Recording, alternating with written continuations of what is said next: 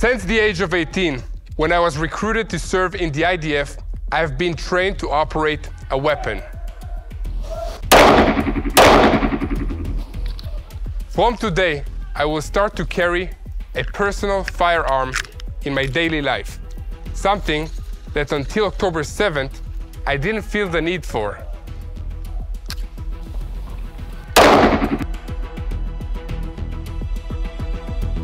I'm Yair Pinto, and this is My State, an in-depth look at current events, my belief in God, and my journey in the Holy Land.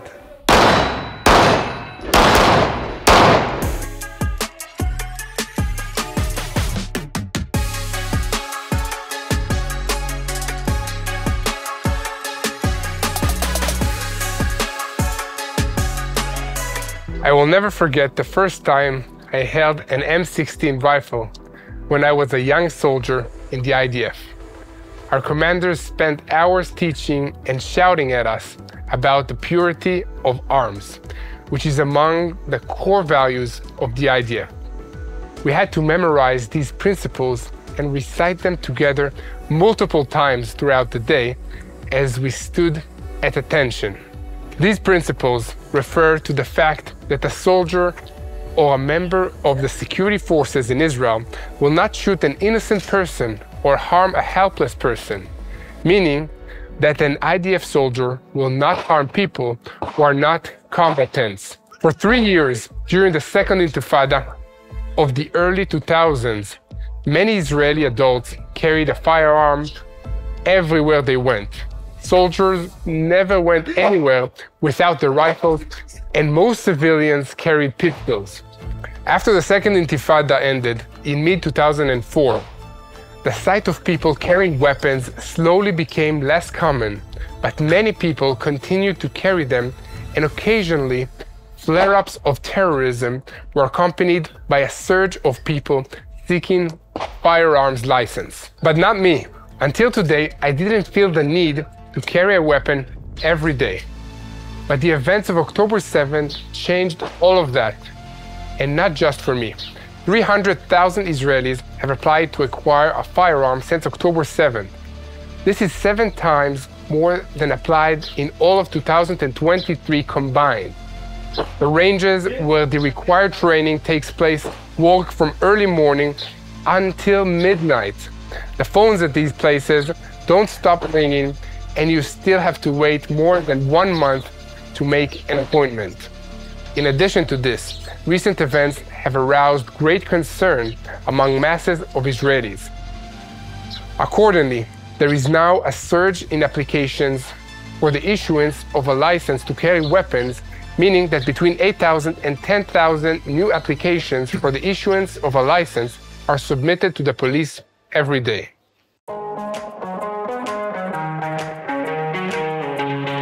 The public consensus that personal weapons save lives has led to a demand for a solution to this backlog.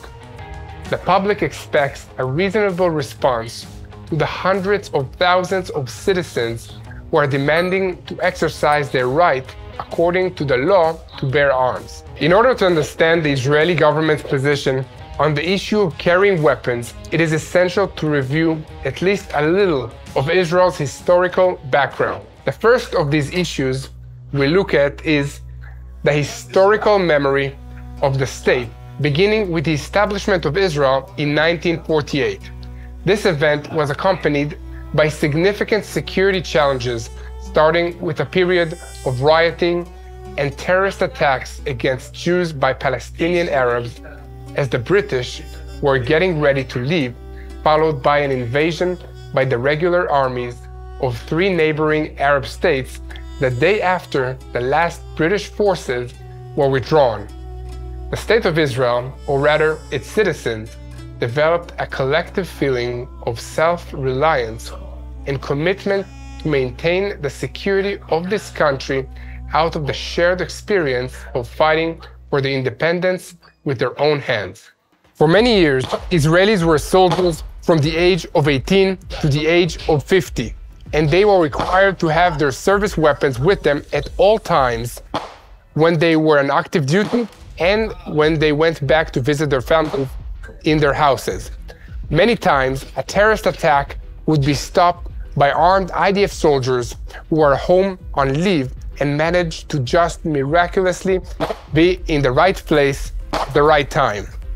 Of course, if they didn't have their weapons with them, it didn't help for them to be in the right place at the right time, so it became standard procedure to always carry the weapon on or off duty.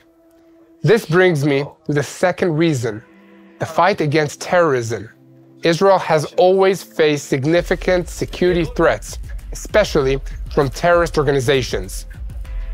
It is enough to recall for a moment what happened on October 7th, and in the same breath, I need to clarify that I don't think all Arabs or Muslims are terrorists.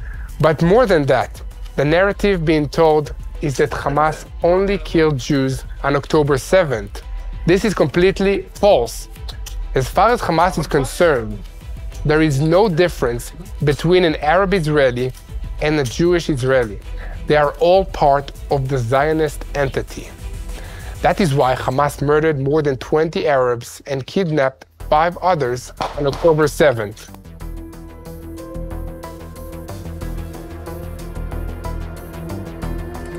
Historical reality demonstrates to us that terrorist organizations attack Israeli citizens in everyday places whenever they have an opportunity.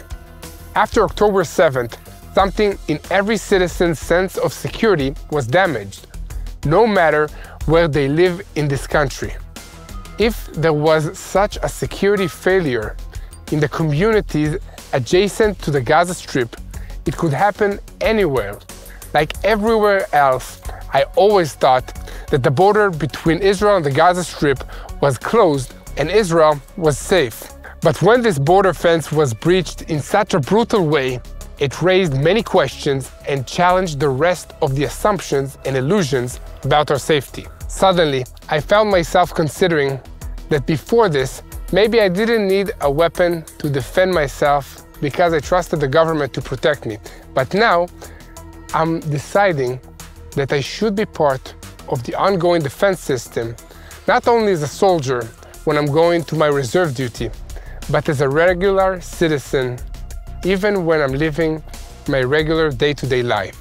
We want to do everything we can to recover from this feeling of personal security and safety that was shattered on October 7th. Like many other issues, there is a lot of misunderstanding about the subject of civilian firearms ownership in Israel. So I would like to ask you to please continue to help us spread the truth, and don't forget to pray for the peace of Jerusalem. Getting back to my reaction to October 7th, I came to the conclusion that these threats require a strong security mechanism. This must include armed citizens who can support the security forces in an unexpected event. The presence of armed citizens has proven to be a deterrent against potential attacks and provides an additional layer of security. That's because in situations where immediate response time is essential, armed civilians can help neutralize threats before law enforcement can arrive. Another decisive factor that contributes to encouraging the carrying of weapons by citizens in Israel is mandatory military service for both men and women. Every Israeli citizen who has reached the age of 18 is obligated to serve in the Israeli Defense Forces, IDF, for a period of several years. At the beginning of the military service, every soldier undergoes training ranging from Rifleman 02 to Rifleman 12, where the most common rifle rank for soldiers serving in combat service is Rifleman 07. This military service instills in the population a sense of responsibility, discipline, and familiarity with weapons. As a result, many Israelis, even after the end of the mandatory service, choose to continue carrying weapons for personal protection. It is a fact that in a recent terror attack at a bus stop near the western entrance to Jerusalem, IDF reservists were the ones who neutralized the 2 terrorists.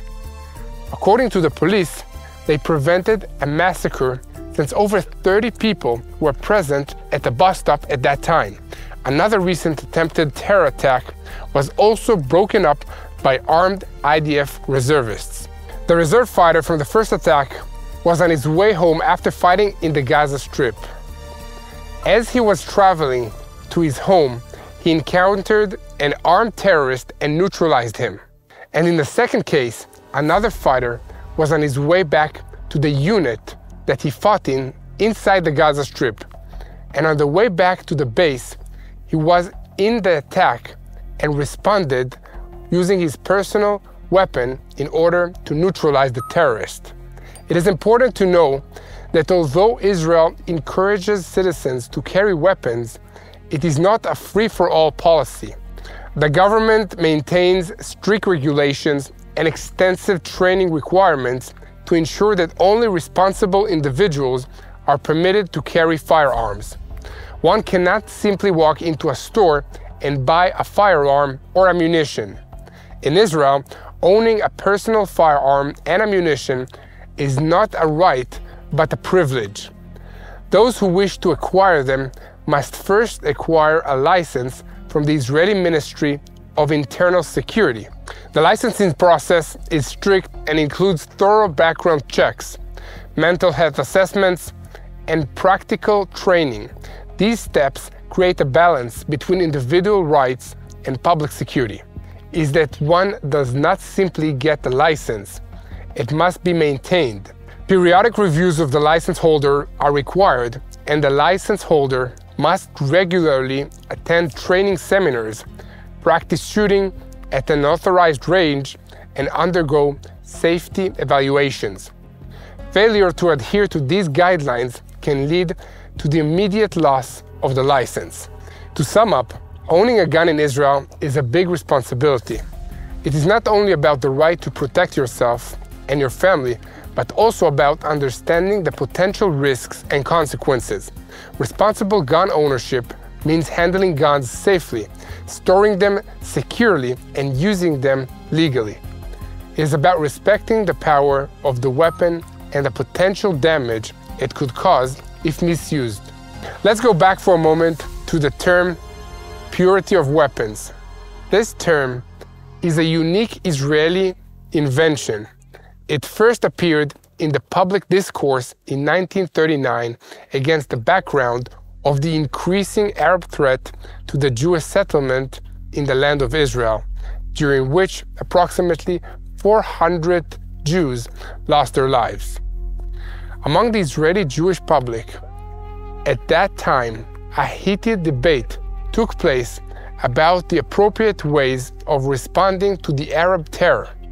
The concept of purity of arms was coined by Yair Katznelson, and it reflected the central line adopted by the settlement's leaders from all ends of political and social spectrum, giving the increase in retaliatory actions by Jews against innocent Arabs. May our weapons be pure.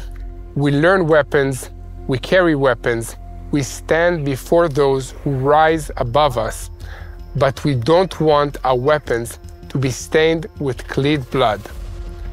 In simple translation, we don't want to kill for nothing. Our guns are for defense, and the idea of limiting the use of force to harming the attackers only while avoiding harming the innocent. I always remember the main belief I grew up with, that God is our protector in every situation, that alongside faith in Him, we must take action in accordance with God's will for our lives. The horrors of October 7th evoked strong emotions in us, and for many, they also shattered beliefs and worldviews. That Saturday morning, we saw something that cannot be explained in terms of justice. And therefore, for the sake of my loved ones, I remain the soldier who defends my country and my family every hour of the day. I believe that soon the Prince of Peace, God, will reign over Israel and the world. So please continue to pray for the peace of Jerusalem and help us spread the truth in order to fight terrorism. As always, Israel is fighting for the right to exist, and this is a spiritual war.